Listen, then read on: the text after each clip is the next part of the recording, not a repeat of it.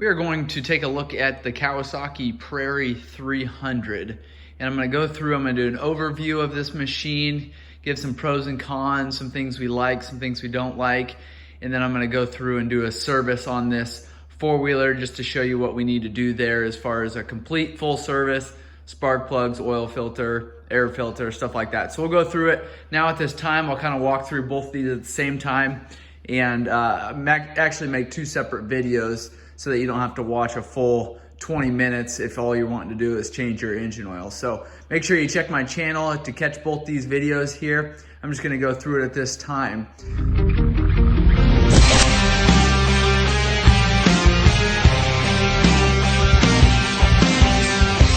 Service your four-wheeler now to change your engine oil. You want to pull this cover off here. You've got a Phillips screw up here, which we've already removed. Then you can just lift this cover off of here. One thing to note quick, this tells you how much oil you need to use, 2.8 liters, and that's close to 3 quarts, so make sure you grab 3 quarts when you're getting ready to change your oil.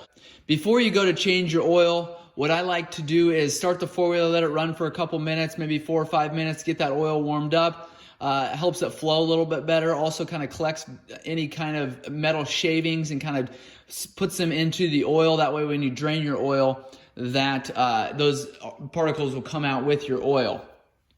Down below here, once you've got your four-wheeler warmed up, grab a drain pan. Underneath here is your oil drain plug here. It's a 17mm bolt right in the center of your four-wheeler right there.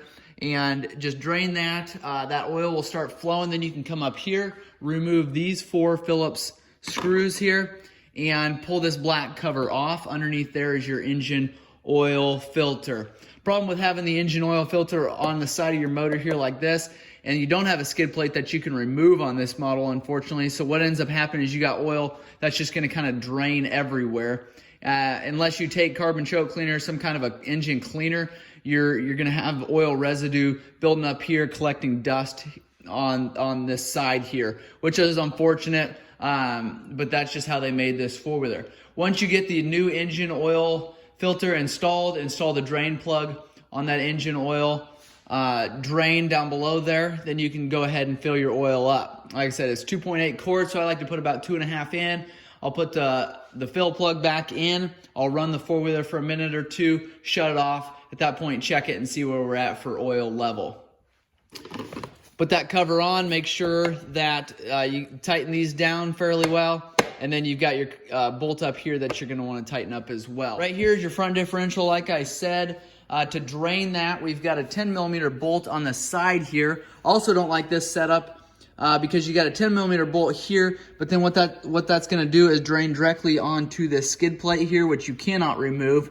So you've got differential oil just sitting in your skid plate here. Again, got to take and wash that off, otherwise you're just going to have oil residue and dirt just building up all over the place.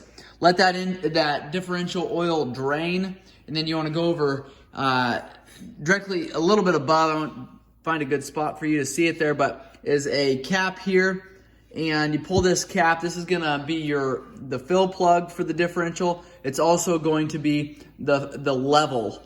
So the level of differential fluid should be to the bottom of this cap here. So if you're just checking your differential oil, pull this cap, make sure you've got oil in there, make sure you can touch it with your finger. Or if that differential oil starts coming out, then you know you've got plenty of oil in there. This is an oil-cooled model, so different than the 400s. Where the 400s are going to be liquid-cooled. This is oil-cooled, so you've got an oil cooler right here. Same thing as a radiator on the liquid-cooled machines. You do want to make sure that this is cleaned out, make sure the fins aren't destroyed and beat up and bent. Make sure there's no holes in that. Also, inspect your lines, make sure there's no leaks because engine oil will drain out of there and you will get your four-wheeler too hot if that oil comes out of there. On your right-hand side here is where your belt and your clutches sit underneath this cover here. And I've done separate videos on removing the clutches and rebuilding the clutches, as well as replacing that belt. So that's the cover that they're under here. You've got 8mm bolts all the way around this cover. Make sure you check those videos out if you're needing to get underneath that cover. A couple tips on doing that. Changing your rear differential fluid on this machine. Similar to the front, you've got your fill plug here as well as your level plug. So that'll tell you, you just got to be able to see that fluid in there, or make sure that that fluid is to the bottom of this fill plug here. Down below here, when you're draining this oil, you've got a skid plate, and there's, I believe, 3 12mm bolts that you'll remove before you can get to the actual drain plug on this differential. You won't be able to get to that drain plug without pulling this skid. Underneath here should be a 10mm nut that will drain that fluid. As soon as that fluid's done draining, you can install that drain plug, take your oil, your differential oil, and fill it up to the bottom of this fill plug here, and then install your fill plug, and that's how much oil needs to be in there. On the front and rear differentials on these machines, you can use the same oil. You can use just about any 80 weight 90 differential gear case oil. You just want something thick in there. You don't want to use regular engine oil. It's just not thick enough, doesn't have the additives that you'll need. All right, to pull this seat, I showed you where that release knob is in the back. We've done that already. It's a bit of a two-hand job. So I've released that seat. So we can just go ahead and pull up on that seat then, since we've released that. Gonna pull that seat back a little bit. I'm gonna show you underneath this seat so you know how that looks. We've got a latch right here, and that's what you release when you pull that knob on the back. Then in the front, you actually have a tab right here that sits onto the frame. So that's why you've got to pull that seat back when you're removing it. On the bottom of the seat, you've got a handful of specs here, and I'm going to give those to you right now. You can pause the video so you know engine oil capacity, valve clearances, just all kinds of different specs there. And then underneath that seat there is your electrical components here. Underneath your seat, you also have your engine intake air filter. It's here. You should have 4 clips that hold this lid on. Undo those 4 clips, lift that air filter lid up.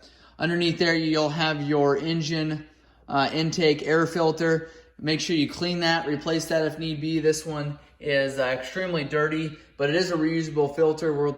We'll take some air filter cleaner and clean that filter off real good. And we could potentially reuse that one as long as there's no rips or tears. It is filthy though, so we will need to do that. On this machine here, your spark plug is on the right-hand side of your motor. It's a bit of a challenge to get to on these because you've got your gear shifter there, and then on this side you've got your inner panel. What I like to do is remove this inner panel. It's a pain just because all you're doing is changing your spark plug, but you do want to make sure that that spark plug gets changed. So go ahead and remove that panel. We've got a bolt up here, a couple Phillips down here. You might be able to find somebody that can reach up in there and do that blind to remove that spark plug, but 9 times out of 10 you're going to have to go ahead and remove this panel here. You've got Phillips screws down here, Phillips screws here, Phillips screws here, and then a larger bolt here, Phillips screw here. That panel should just pop off of there. It's kind of nice to be able to do that just to inspect your engine, make sure you've got no leaks or issues up there. You can see it a little bit better if you've got that panel off. So I just do that when I'm changing the spark plug.